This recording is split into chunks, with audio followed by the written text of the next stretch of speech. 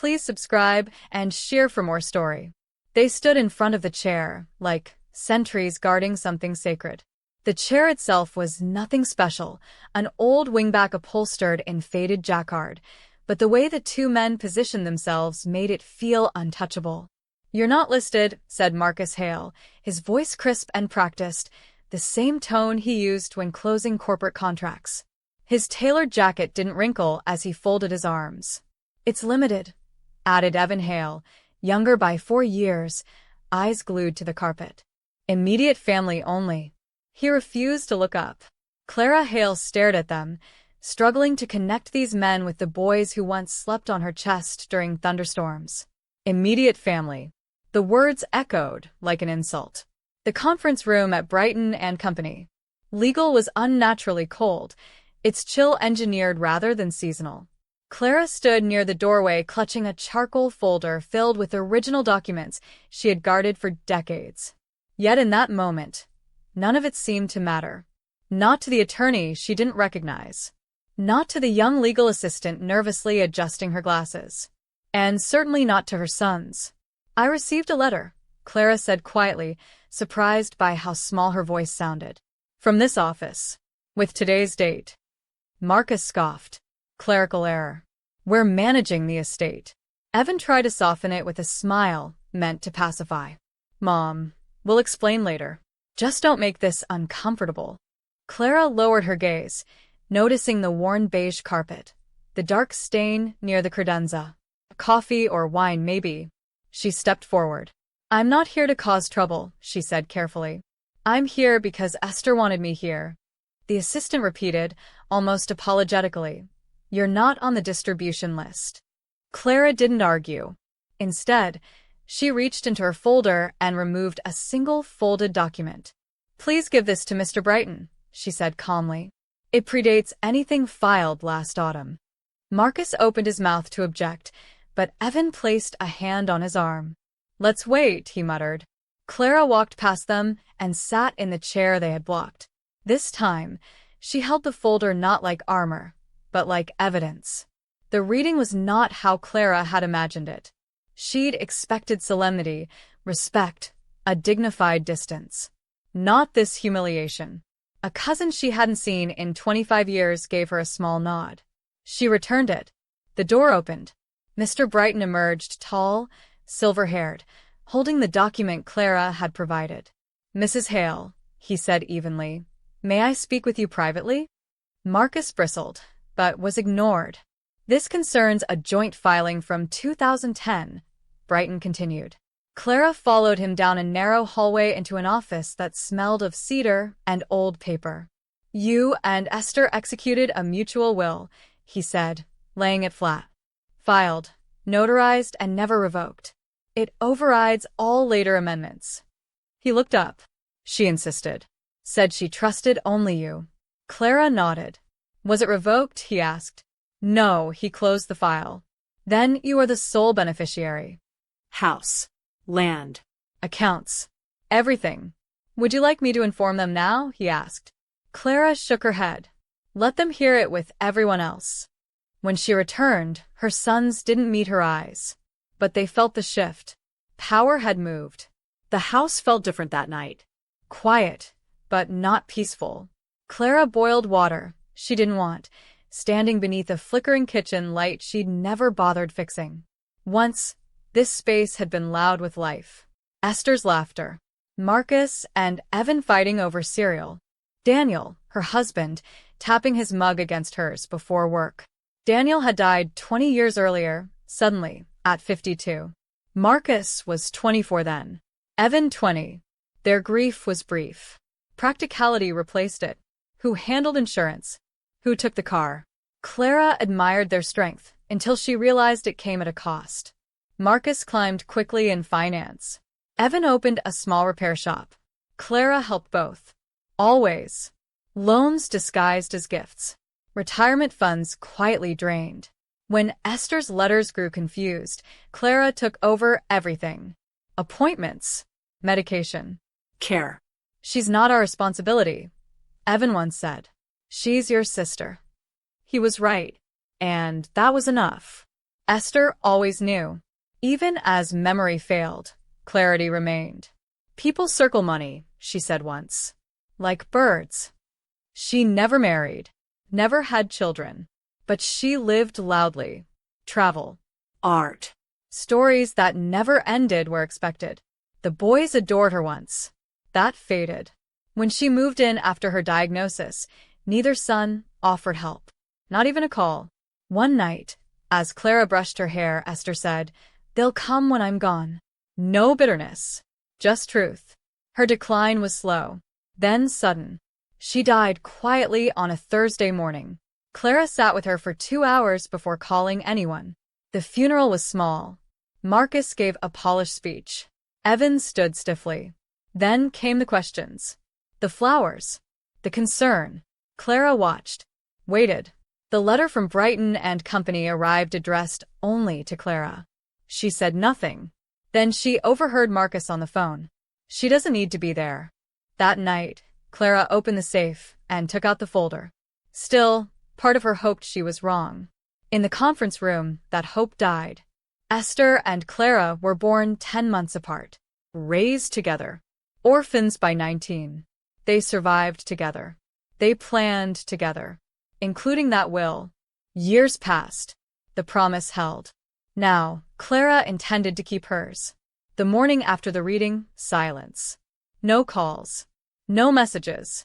Clara wasn't surprised. She called Mr. Brighton. "It's done," he confirmed. The estate would transfer fully within weeks. Clara stared out at the flowering dogwood Esther had planted decades earlier. "They'll come," Brighton said gently. Clara nodded. She already knew. That afternoon she made a decision. Not revenge. Clarity. She returned to Brighton's office. "I want protections," she said. No access. No loopholes. A living trust for Mara Quinn, a distant relative who visited without asking for anything. And a no-contest clause, Clara added. Brighton didn't hesitate. Very well. The messages came. Evan first. Polite.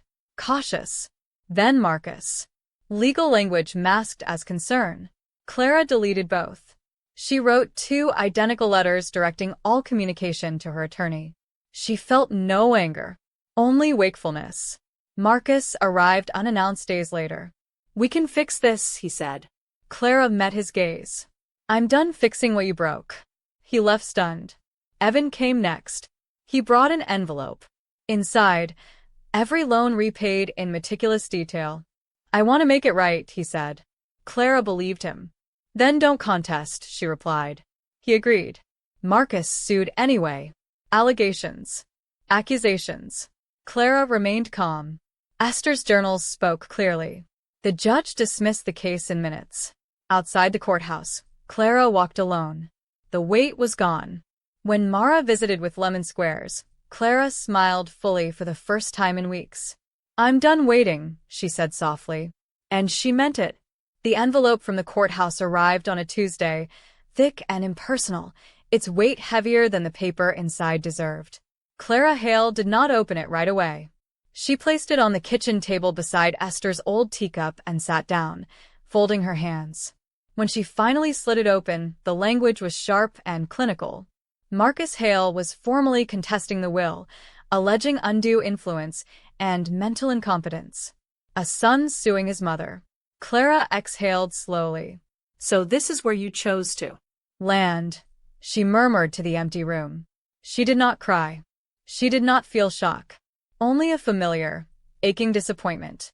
She picked up the phone and dialed Mr. Brighton. "I've received it," she said. "So have I," he replied calmly. "We're prepared. The claim is weak." Clara glanced toward the hallway where Esther's journals were stored. "I have something that will help," she said.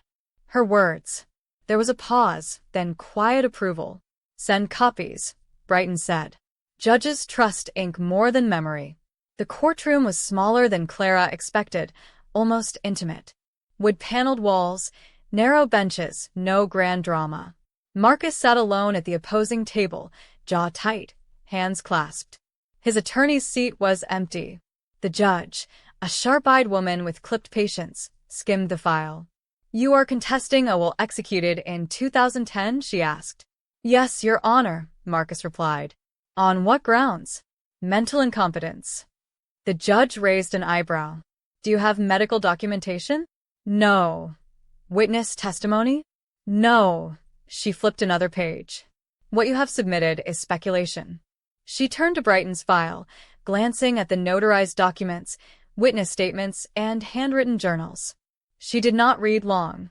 This court does not invalidate legal instruments based on assumption, she said. Motion dismissed. The gavel struck once. Marcus stood abruptly and left without looking back. Clara remained seated for a moment longer, hands steady, heart oddly calm. It was finished. Outside, the air felt lighter. Clara declined Brighton's offer of a ride and chose to walk instead. She passed buildings she had known for decades, landmarks of a life she no longer felt burdened by. At home, the answering machine blinked. One message. Mara Quinn. Hi, Aunt Clara. I baked those lemon bars again. I'll stop by tomorrow, if that's okay. Clara smiled, a real one. When Mara arrived, they sat at the kitchen table with the good china. You look different, Mara said softly. Lighter. Clara nodded. I stopped waiting for people to become who I needed them to be. She told her about the trust.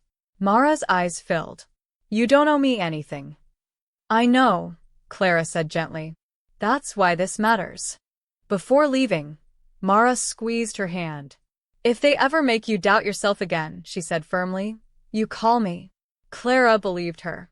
The official transfer papers arrived a week later.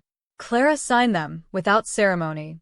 Ownership settled into her name with quiet finality. That evening, she sat alone and reread Esther's journals. The handwriting was strong. Clear. Clara sees me. One line read. The boys see numbers. Clara closed the book and rested it against her chest. She was no longer angry. Anger required energy she no longer wished to give. What remained was something steadier, resolve. She drafted her own will that night, precise and unambiguous. Protections. Boundaries. Choice. She included a no-contest clause without hesitation. She sealed it and placed it in the safe beside Esther's. For the first time in years, Clara slept without rehearsing conversations that would never happen. On a quiet Sunday morning, Clara sat in the garden beneath the dogwood tree Esther had planted long ago. Its blossoms were pale and stubborn, refusing to bow to the wind. Clara poured tea and watched the petals tremble but hold. She thought about silence, how she once believed it was kindness, patience, love. She understood now it had often been permission. She would not grant it again. Family, she had learned, was not defined by blood or entitlement, but by presence. By who stayed, who listened, who came without wanting to take. Clara lifted her cup in a small, private toast. I'm awake now, she said aloud. And she was. Fully. Permanently. The quiet that followed was not empty. It was deliberate. Clara noticed it in small ways. The way her shoulders no longer tensed when the phone rang. The way she walked through her house without bracing herself for interruption. Weeks passed. No messages from Marcus. Evans sent one brief text. Hope you're well. Clara did not respond. Not out of spite, but because she finally understood that silence could also be a boundary. One afternoon, while sorting through old papers, she found a photo of her sons as boys, grinning, arms slung over each other. I loved you without conditions, she said softly to the image. You just didn't know what to do with that. She placed the photo back in the drawer.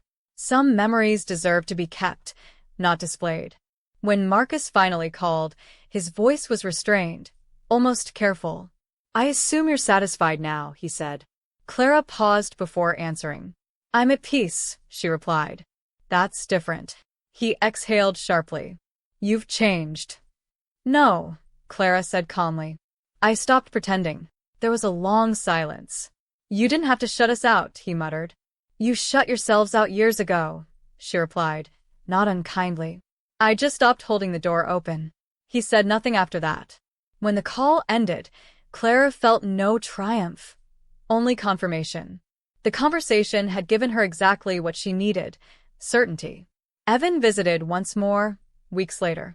He brought no envelope this time, no apologies rehearsed. They sat at the table, steam rising from their mugs. "I'm trying to figure out who I am without leaning on you," he admitted. Clara studied him carefully.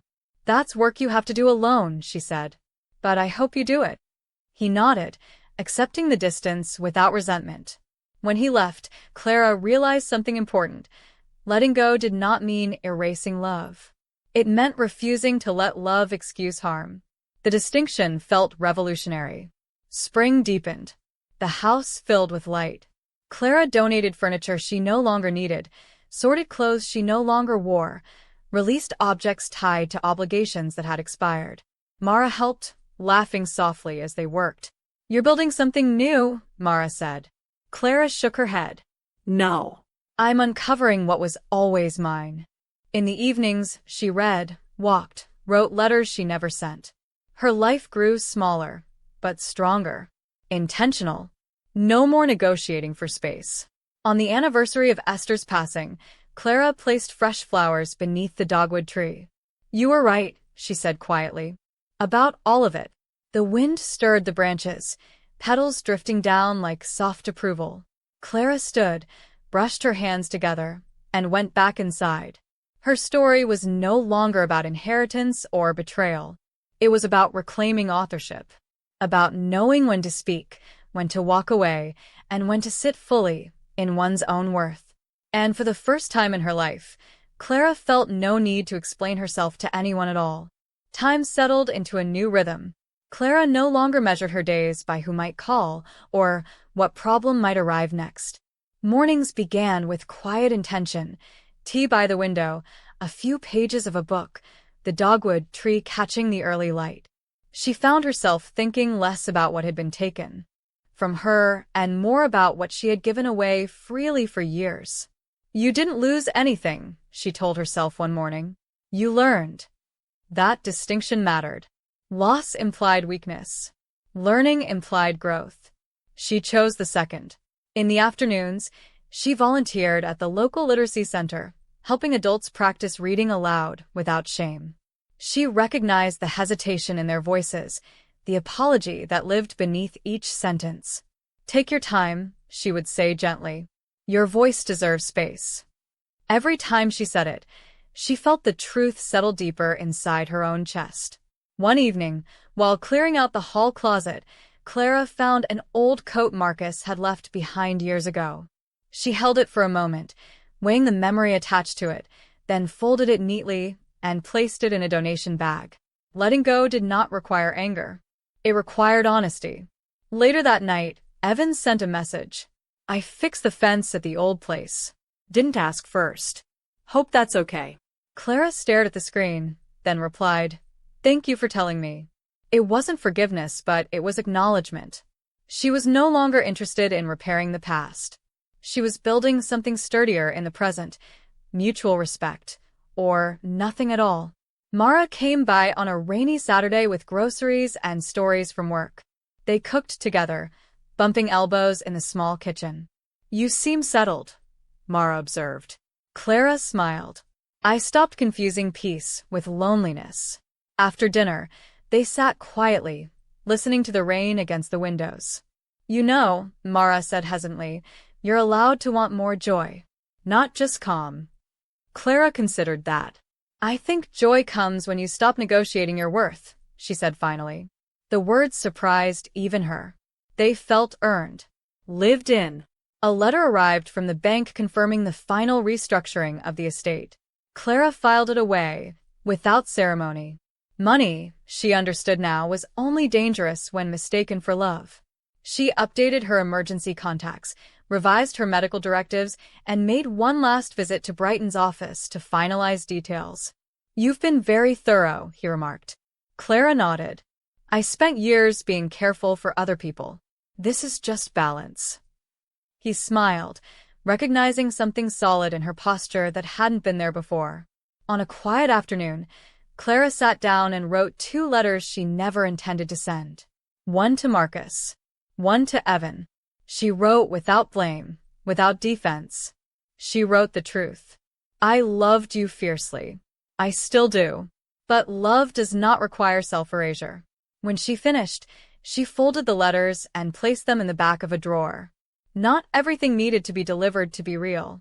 Some truths existed simply to be acknowledged. That night, Clara stood once more beneath the dogwood tree, the air cool and forgiving. She thought about Esther, about promises kept, about the quiet strength it took to choose oneself after a lifetime of choosing others. I'm not afraid anymore, she said softly, testing the words. They held. Her life was smaller now, yes, but it was hers. And in that ownership, she felt something she hadn't felt in decades, freedom without apology. The last change Clara made was a quiet one. She removed the emergency habit of over-explaining. When neighbors asked how her sons were doing, she smiled and said, "They're finding their own way." It was true, and it was enough. She stopped revisiting old conversations in her mind, stopped wondering what she could have said differently. Regret, she realized, was just another form of bargaining with the past. One afternoon, while organizing Esther's books, she found a pressed note tucked inside a novel. "Stand where you are not diminished," it read in Esther's familiar hand. Clara sat down and laughed softly. "I finally am," she said aloud. The realization settled not like triumph, but like alignment. Things were where they belonged. In the end, Clara understood that reclaiming her life had never been about wills, property, or betrayal. Those were only the catalyst. What she had truly reclaimed was her voice, the right to sit, to stay, to speak without permission. She no longer waited to be included. She included herself. The world did not collapse because she stopped giving endlessly. It adjusted. And in that adjustment, she found room to breathe, to choose, to live deliberately. If there was a lesson woven through the years, it was simple and unyielding. Love offered without dignity will always be mistaken for obligation. Clara closed the door for the night, turned off the light, and walked forward without looking back. She did not need to. She knew exactly who she was. Thanks for watching. If you value stories of respect, dignity, and justice, please subscribe. It means more than you know, and it lets me keep sharing the lessons life has carved into me.